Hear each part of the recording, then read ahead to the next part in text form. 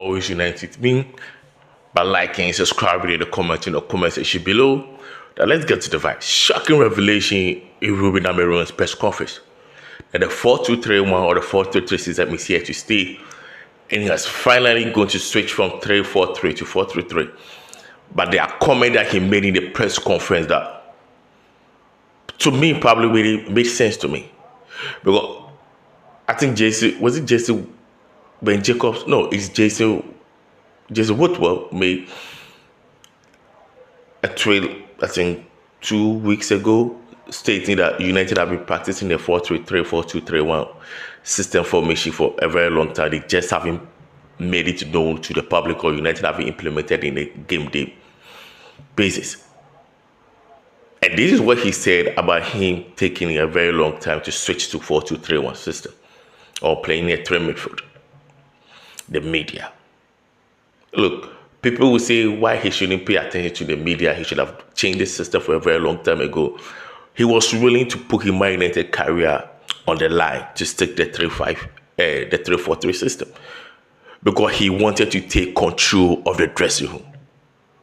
He's been fighting against the legends. He's been fighting against the media. He's been fighting against the academy. He has to put a foot on the ground.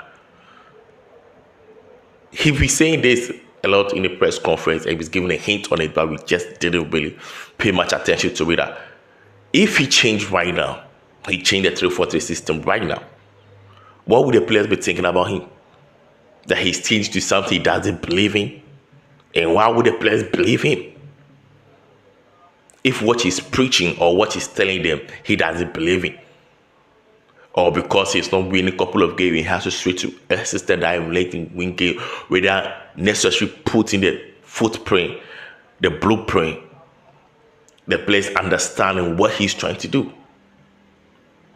He could have changed the system if you right after when he came to Manchester United last season in September. But this is what he said.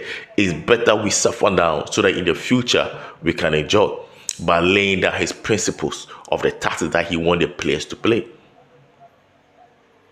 We thought the 3-4-3 was flat, it was static. But in recent weeks, we could see that they could change it to 4-4-2 when they are defending. They could switch to 4-3-3 when they are playing. And they can switch back to the 3-4-3 system. All in a game. In recent weeks, we see he can play 4-3 systems in a game, letting the players know, understand what he wants from them, based on substitute, based on what he tells them on the pitch, for them to have familiarity and understanding of what he is trying to do in the team. So if you look back, you could see that it was important for him to keep the 3-4-3 system, for them to have the basics and the foundations of his tactics and how he wanted the team to play. He was very cautious not to switch because the media wanted him to switch. Because if he had done that earlier, he would have lost the dressing room. If he had done that earlier, he would have lost respect. If he had done that earlier, he would have lost authority. If he had done that earlier, players will not be, believing him. They'll be buying into the media instead of buying into what he is selling to them. It was very important. And now we will see a lot of the 4-2-3 or 4-3-3 formation at Manchester United. You will see a lot of it. And he used the AFCON as the perfect opportunity to introduce that system. Now you'll be thinking it is because we don't have enough wingers, we don't have enough players, we have enough injury list. That was the opportunity for him to change it, for them to know that it was his turn, not the media's turn, not because of Jason Walker, not because of Omar Beretta. It's been said several times that Omar Beretta and Jason Walker wanted him to change, and he knew it. That with time he has to evolve, with time he has to change the system, but you have to get the basics right. And most importantly, he had to show that he is the boss in the dressing room. Look, Ruben Amorim has come a long way as the Manchester United manager. Get rid of the dead wounds, get rid of people leaking United line out to the public. He has done a tremendous job. Now that he has said he will play the 4-3-3 system or the 4-2-3-1, even if the players return from AFCON, even if he has a full squad. So now we have additional system, additional formation in our arsenal to make things difficult for opponent. Because we really look lively. We really look like a team against Newcastle in the first half. And that was the best first half Man United have really played in a very long time. Especially under Ruben Amorim. We were intriguing. We were unpredictable. We were pressing high. We could have scored 2 or 3 goals in the first half. We were constantly creating chances. United have the highest XGs. United have the highest shots on target. United have created the most chances in the Premier League. And United will be predictable when you start playing the 4-2-3-1 or 4-3-3 system, because you don't know when he's going to tweak, when he's going to change, or what actually is going to be the formation when you come to play Manchester United.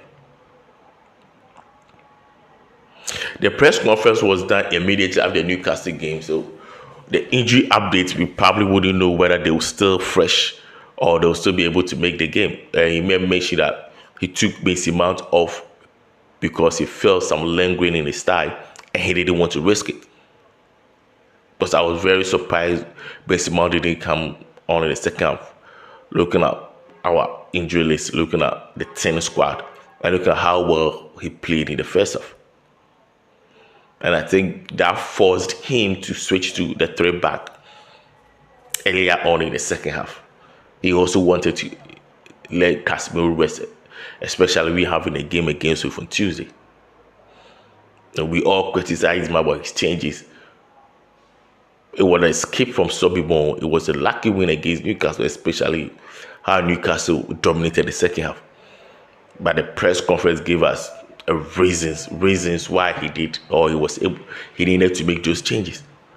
Mason Mount needs to be protected, because he will really help us in the long run, especially this season, if United really want to get a foothold in the top 4. And especially Bruno Fernandes being out. We need Mason Mount fit. Delete could be available on the bench against Wolves. Ruben Amorim said they are managing his back pain day by day. Hopefully he gets better. Hopefully he stays fit. Hopefully he stays ready, because we need him. Looking at the inexperienced players that we have at the centre backs, but Eden Haven has been incredible to go to for Manchester United. Maguire will still not be playing, will still not be ready. Bruno Fernandes is forcing his way into the starting 11, forcing his way into the United bench. He says he's ready to play, but United have to be cautious with him. United have to be cautious with him. We need our best players, especially when we are getting to the end of the season. We will need our best players firing on all cylinders and be fit in order to get the top 4. At this point in time, it's kill or be killed. The top 4 is getting cagier and cagier. United need to get grip of it. Hopefully he retains the 4-2-3-1 against Wolves, or maybe 4-3-3 against Wolves. So this is my predicted start 11 against Wolves. San Lame, who has been credible, will still be my number 1. Degrodalo will be the right back. Eden Heaven and Martinez will play our 2 centre backs. Luke Shaw will be shifted to the left back. Cunha as our left winger. Casemiro retains. Who's going to play the central midfield? Ugarte. Casemiro, Ugarte. Patrick Dogu on the right wing. Mason Mount as our 10. And Benjamin Sesko. Benjamin Sesko was unlucky not to get a goal against Newcastle when he hit the crossbar. He still hasn't gotten his foot in the Premier League. but I can see a lot of promises. Please continue to like, subscribe, comment on the comment section below. Let the channel grow. United with Alvin.